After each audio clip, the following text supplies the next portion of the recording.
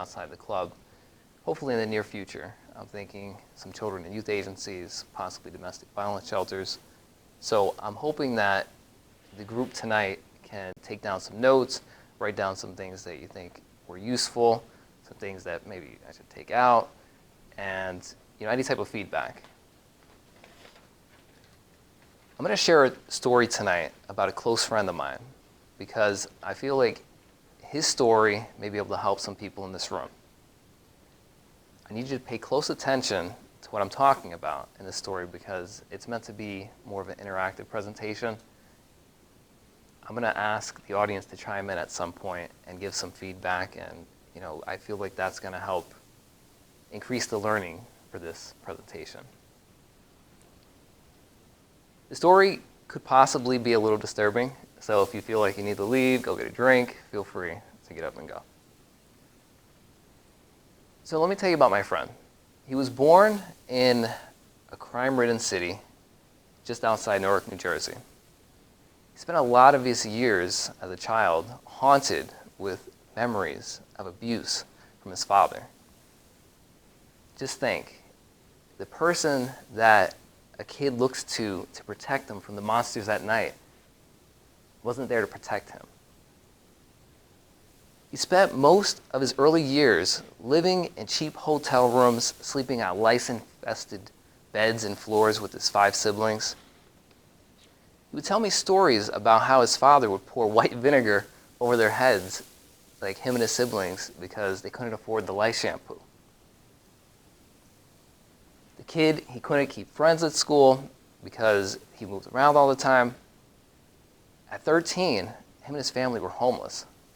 They were put in a van and driven to Pennsylvania to go live in a family homeless shelter.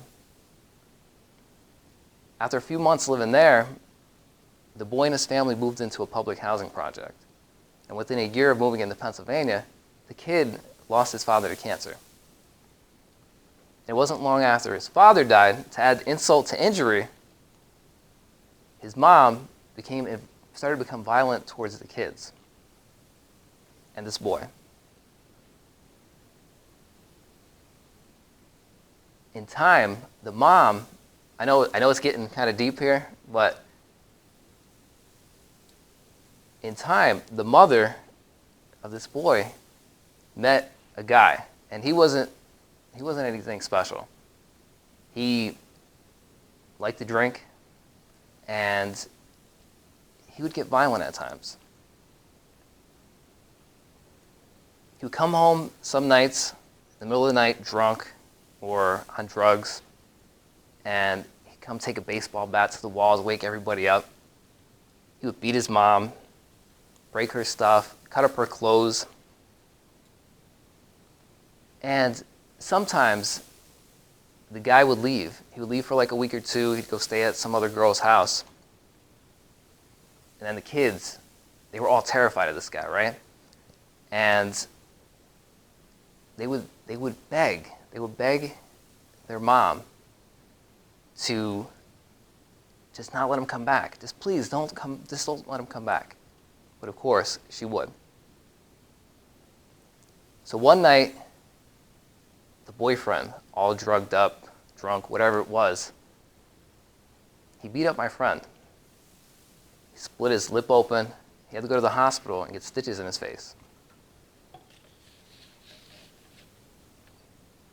My friend told me about this children and youth worker named Melissa that came out to his house and told his mom that she was going to have to take him and his siblings away if she didn't leave this guy.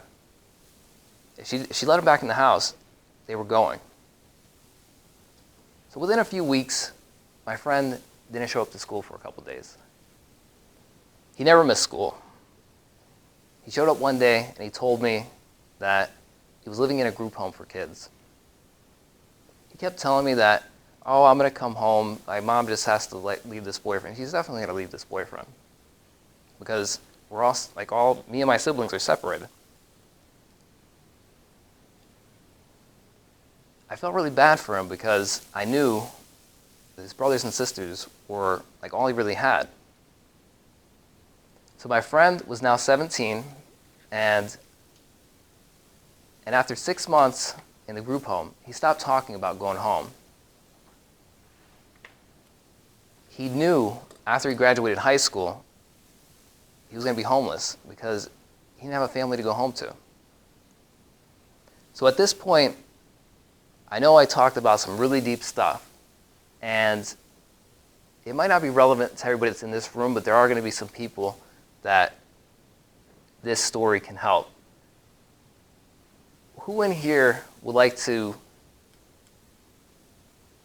talk about what you think happened to my friend before we get into the second part? What do you guys think happened? This is the interactive part. I know this is deep. I know this is deep, but go ahead. Okay. And then what happened after that? I mean, ultimately what happened to him? What do you think happened? Ran away, lived on the street. Maybe. What else? He overcame his obstacles and got determined to get out of the situation. Why do you think that? Because we all want to have a hero story. We all want to see a happy ending, and that would be like an ultimate happy ending for a really tragic situation. Anybody else?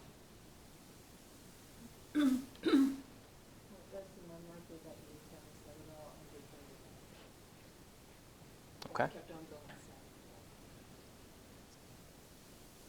So are you guys curious what happened? Mm-hmm. Okay. So as you can see, this boy's life had some serious challenges. Abuse, poverty, death of a parent, domestic violence, abandonment, and time in the foster care system. All of those things contribute to lots of potential issues for people as they go into adulthood. There's actually a study called the Adverse Childhood Reactions. I'd invite everyone to take some time to actually look into that. It's very interesting. All those things that my friend went through is a lot for one person. There's a lot of pain there, and there's certainly a lot of uncertainty about what his future was going to be. I share this story because I know there's a lot of people in this room that are dealing with similar emotional pains and have feelings about uncertainty about your future. So let's talk about what happened to my friend. Well, as dark as his childhood experiences were, light started to come through. My friend worked and saved as much as he could while living at the group home. He took advantage of a children and youth program that helped him get his driver's license so he could buy a car.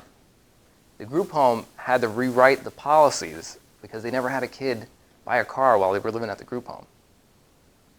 He had a couple teachers encourage him to take his SATs and apply to college.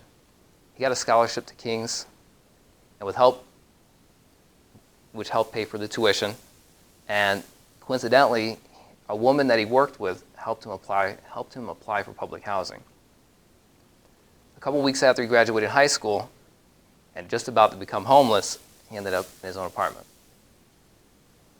He went to school full time, took classes over the summer, and he finished a double major in criminal justice and sociology in 3.5 years.